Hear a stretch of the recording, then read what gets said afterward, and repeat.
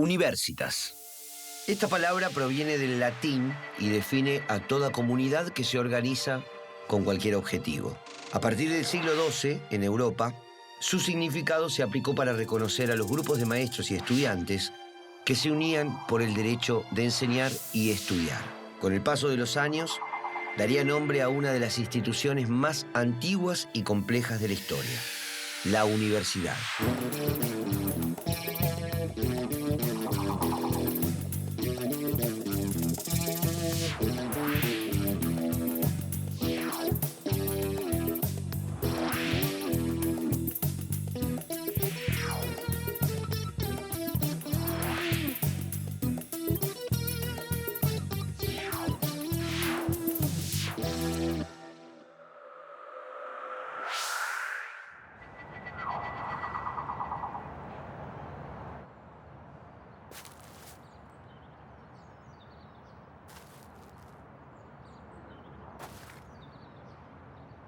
Los gobiernos dictatoriales, para imponerse, buscaron limitar el conocimiento. Pero las ideas buscan su cauce y sostienen voluntades.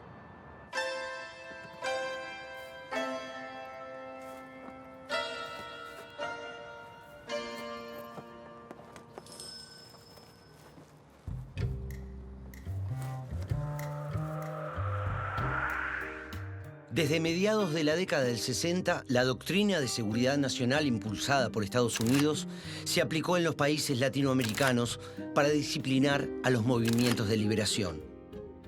Ya a fines de los años 50, militares argentinos habían recibido las influencias de las teorías francesas sobre la guerra colonial desplegada en Indochina y Argelia. La Escuela de las Américas, que funcionó en la ciudad de Panamá entre 1946 y 1984, instruyó a militares de distintos países del continente en técnicas de contrainsurgencia, torturas y asesinatos para reprimir dentro de sus propias naciones, alterando así su función de defensa de ataques externos. El 24 de marzo de 1976, una junta militar encabezada por los jefes de las tres Fuerzas Armadas dio un golpe de Estado.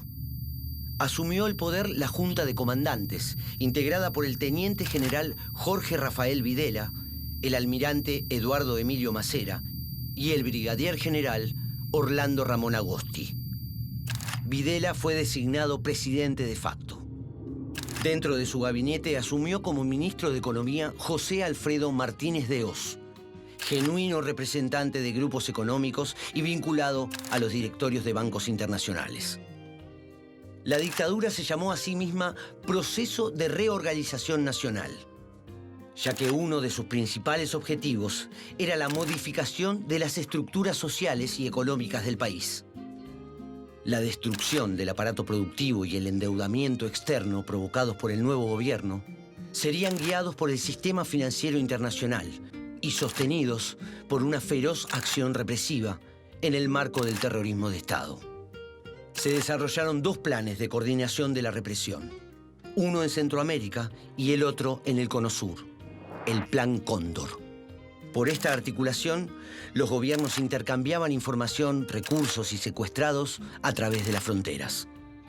En Argentina, Los militantes políticos que estudiaban en las universidades fueron uno de los blancos de esta represión.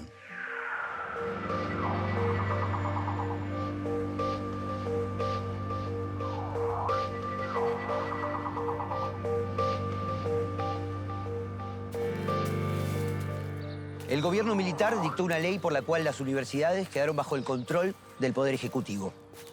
Se eliminaron los órganos de gobierno colegiados y se prohibió toda actividad política o gremial.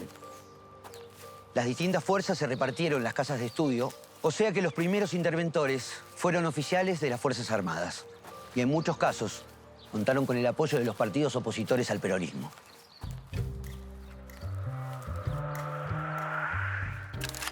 Para ejercer el control político e ideológico, se reestructuró el sistema universitario a través de la represión y la desarticulación de las organizaciones gremiales y estudiantiles. La intención era achicar las dimensiones del sistema, redistribuir la matrícula y conducir las actividades de investigación fuera de la universidad. En esto, el CONICET jugó un papel central a través del crecimiento exponencial de institutos de investigación propios desarrollados al compás del vaciamiento de las universidades nacionales. Ya en 1975, los interventores nombrados por Isabel Perón habían producido cesantías masivas, como en la Universidad Nacional del Comahue, con más de un centenar de expulsados. En mayo de 1976 fueron expulsados más de 100 docentes de la Universidad Nacional del Litoral, 200 en la Universidad del Sur, 300 entre docentes y no docentes y 100 estudiantes de la Universidad de Córdoba. A los docentes cesanteados se les prohibió ejercer su profesión en cualquier otro ámbito educativo. Al mismo tiempo, la política económica desvalorizaba los salarios, obligaba al cierre de fábricas y miles de obreros se quedaban sin sus empleos. Las universidades perdían alumnos, docentes y posibilidades de desempeño profesional para los jóvenes.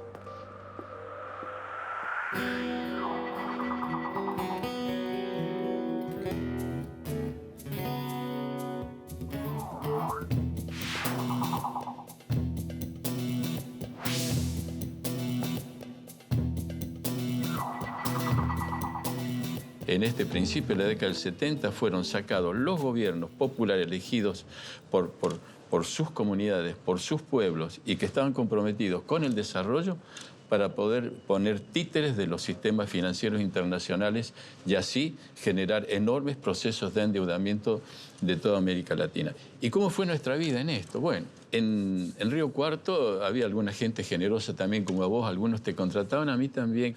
Entonces por ahí cuando tenían que ver algún campo, alguna cosa, me buscaban y yo iba a evaluar los campos y entonces no me olvidaba de nuestro conocimiento. Hacíamos lo que podíamos con las discreciones que podíamos. Había un coronel Valladares. Ese coronel Valladares se paseaba por todas las universidades del país y juntaba a los docentes, era funcionario del Ministerio de Educación, del Palacio Pisurno, y hacía conferencias y era la obligación que tenías que ir. Entonces, ¿qué hacía el coronel Valladares? Primero te pasaba toda una cantidad de información de los servicios de inteligencia, todas las fotos y las películas color sepia, donde veía, y esto pasó en La Plata, y esto pasó, y vos veías que es donde habíamos estado. Generaba el terror, el temor, y daba los criterios de cómo se podía detectar a alguien que hubiera tenido una formación académica, dialéctica. Por ejemplo, si habla alguien de autocrítica. No, si autocrítica porque ha tenido una formación marxista, porque lo que tiene que decir es un examen de conciencia.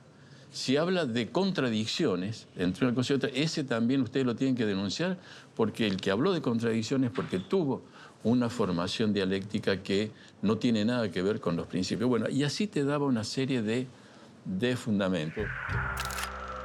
En los planes de estudio de carreras de ciencias exactas se eliminó la teoría de conjuntos y se organizaron quemas públicas de libros considerados subversivos. Fueron suprimidas carreras completas. En La Plata se cerró la carrera de cinematografía. En la Universidad del Sur, los profesorados de humanidades, matemática, física y química. En las universidades de Tucumán, Mar del Plata y La Plata se suspendió la carrera de psicología. Y también fue cerrada la Universidad Nacional de Luján.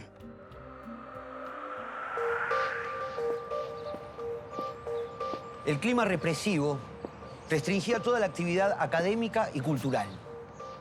Muchos científicos e intelectuales de gran prestigio se vieron forzados a dejar el país y seguir sus carreras en el exterior, tal como había sucedido en el 66. Pero esta vez, a mayor escala.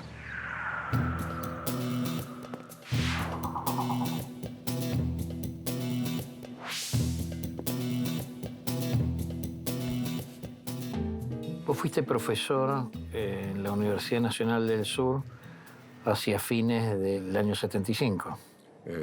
Así es, en 1975 yo era profesor adjunto, tenía 24 años recién cumplidos.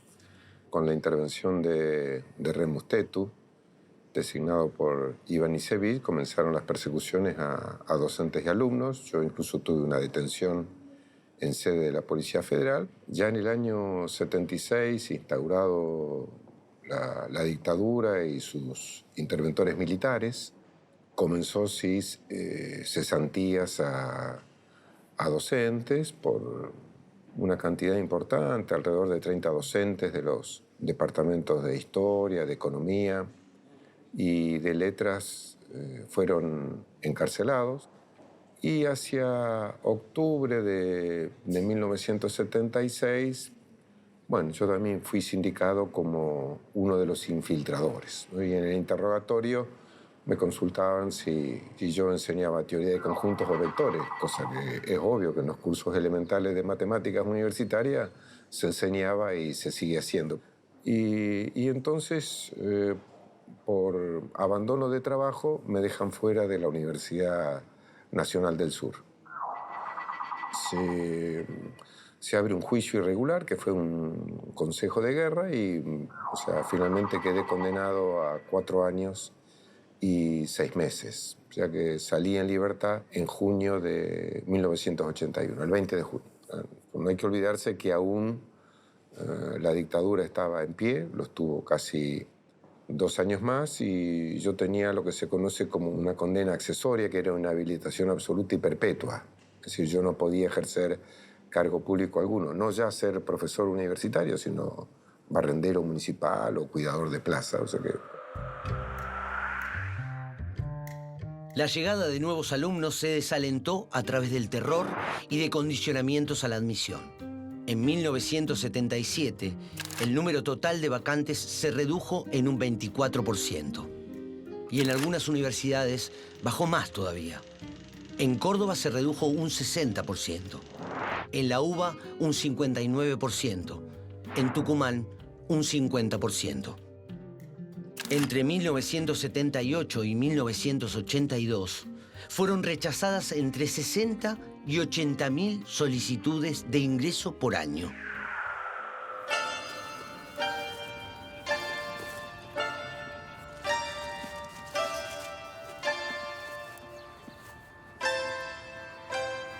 Estudiantes, profesores y trabajadores no docentes de las universidades fueron secuestrados o asesinados.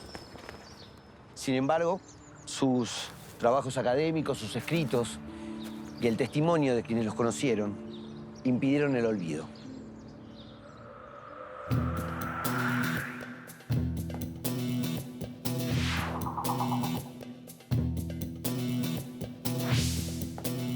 ¿Cómo podrías sintetizar ese periodo de 76-83? Vos alejado de la vida académica, pero ¿cuál es tu impresión? Bueno, se mantiene cierta actividad científica. Uno no puede decir que la ciencia muere, pero se mantiene con restricciones de políticas expuesta a arbitrariedades de cesantías. Hay mecanismos de delación, de anónimos, etc. Bueno, incluso algunos laboratorios prestigiosos que, no quiero hacer nombres, pero digamos que mantuvieron dentro del sistema de CONICET algunos científicos que no podían estar en la universidad, entonces hubo cierta presión de anónimos, etcétera, como diciendo, este protege a los comunistas, etcétera, etcétera. Entonces está ese factor. El otro factor es el factor de arbitrariedad en la distribución de la plata, no transparente, subsidios a los directores de institutos, que después los directores de institutos al interior del instituto distribuyen de manera arbitraria, en algunos casos y en otros casos quizá transparente, pero dependía de quién era el director. Y todo eso crea, digamos, un desarrollo de una comunidad científica y las bases para una futura política científica complicados, digamos. ¿Coincidirías conmigo de que en el campo de las ciencias sociales algunos tuvieron un espacio para crear asociaciones sin fines de lucro, fundaciones tipo el CISEA, el CEDES, etcétera, con financiamiento de SAREC de Suecia o del IRC de Canadá, Sí. Que encontraron un lugar en el mundo? Otros lo encontraron en universidades privadas. Sí. En algunas universidades privadas o en instituciones como IDEA, digamos, en sociología, en ciencia política y en economía, sobre todo, se mantuvo una cierta capacidad latente. Pero afuera de la universidad. Fuera de la universidad, principalmente fuera de la universidad. Las universidades privadas recibieron más alumnos y profesores, porque allí el control era menor e incluso tenían una mayor apertura ideológica para abordar enfoques teóricos que en las públicas no se permitían. Nunca fue derogado el decreto de Tayana que prohibía crear nuevas universidades privadas, pero las existentes crecieron. Los investigadores encontraron también una alternativa en centros de investigación financiados por entidades extranjeras, como SAREC de Suecia, el IDRC de Canadá, la Fundación Friedrich Ebert de la Socialdemocracia Alemana e incluso la Fundación Ford. La dictadura pretendía desterrar toda actividad política y para eso quiso eliminar el debate, la confrontación de ideas. Pero a pesar del miedo, hubo hechos de resistencia, denuncias, manifestaciones. ¿La dictadura logró sus objetivos?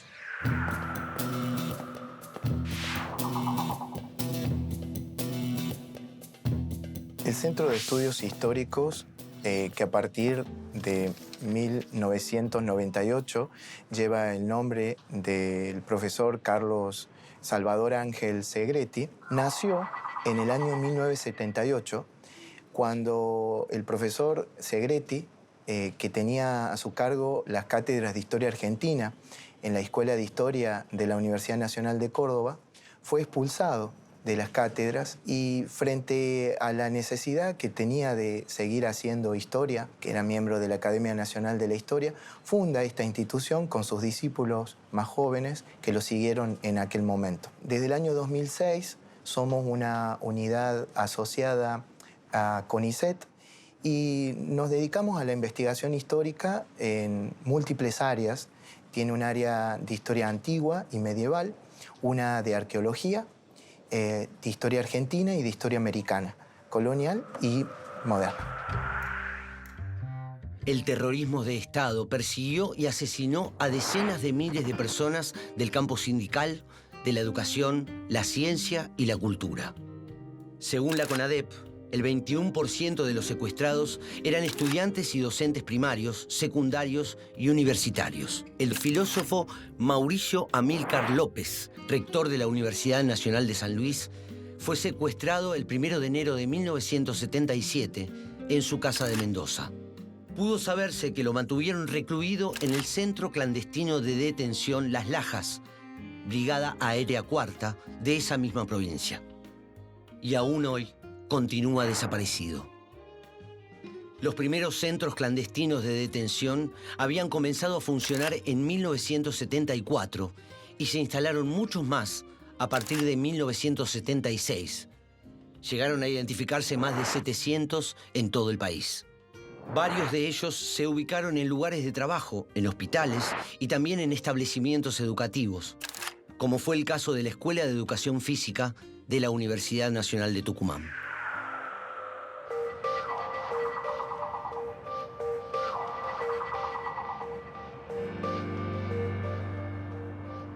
En 1980 se sancionó una nueva ley que estableció que los rectores y decanos serían designados directamente por el Poder Ejecutivo.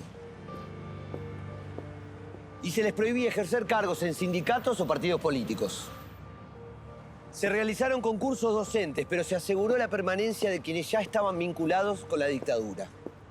Además, se dejó abierta la posibilidad de arancelar los estudios.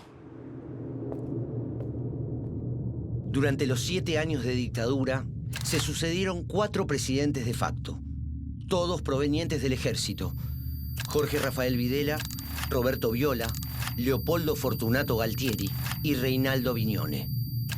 A pesar del terror que sembraron, tuvieron oposiciones. Hubo movimientos en contra de la ley universitaria. Los trabajadores realizaron huelgas y manifestaciones. Las organizaciones políticas intentaron mantenerse más allá de la persecución y el asesinato de sus miembros. Los familiares se expresaron públicamente, pidiendo por sus seres queridos. Las voces llegaron al exterior, donde gobiernos e instituciones del mundo se solidarizaron con la situación del pueblo argentino. En 1981 se conformó la Multipartidaria Nacional, desde la cual presionaron por el retorno de la democracia. El 30 de marzo de 1982, la CGT convocó a una gran marcha con la consigna Paz, Pan y Trabajo. Días después, la dictadura declaró la guerra a Gran Bretaña por la recuperación de las Islas Malvinas. El gobierno de Galtieri mandó a los más jóvenes a un conflicto bélico que dejó cientos de muertos y miles de heridos.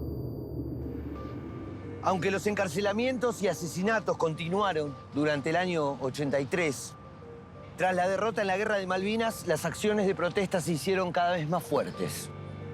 Los partidos políticos fueron retomando su actividad y la dictadura se vio obligada a llamar a elecciones.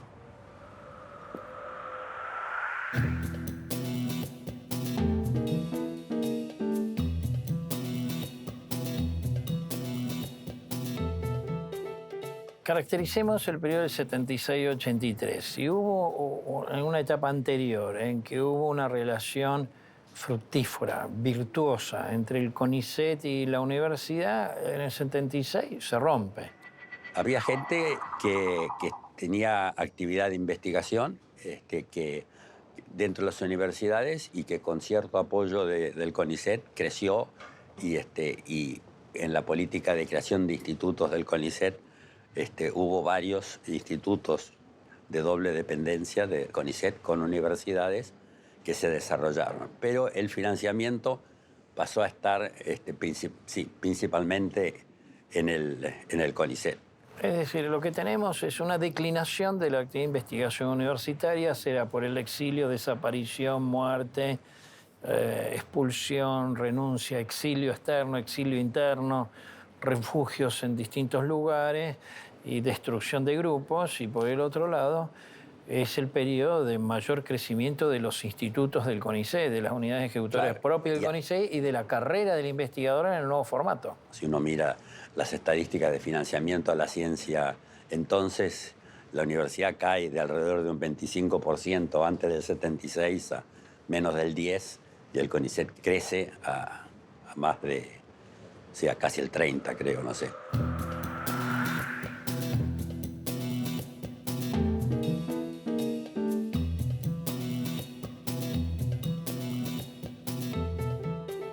Y finalmente, una expresión, porque fueron años, digamos, sobre todo desde la intervención de Remus Tetu, o sea, estamos desde fines de 1974 hasta fines de 1983, son casi 9 años ininterrumpidos, fueron años de convulsiones. Y me quedan unas palabras de quien fue rector de la Universidad Nacional de San Luis, Amílcar López.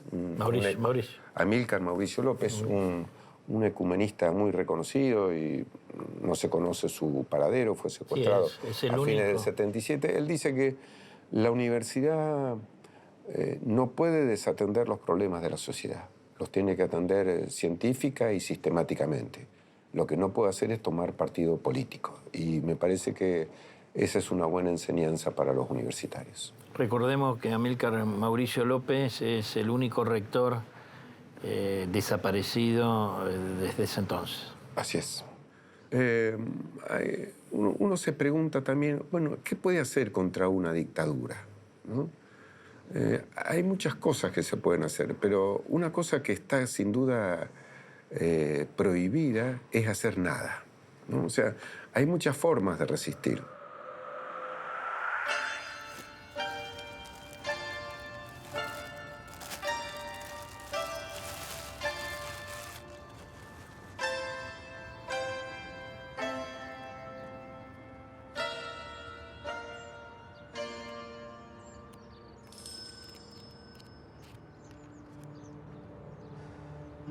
Durante la dictadura, las universidades vivieron la represión como nunca antes. Pero gran parte de la comunidad académica siguió buscando caminos para desarrollar el conocimiento. La campaña electoral de 1983 reactivó la vida política y poco a poco los estudiantes comenzaron a organizarse nuevamente. Se abrió en el país una era democrática duradera que presentaría nuevas problemáticas a la universidad.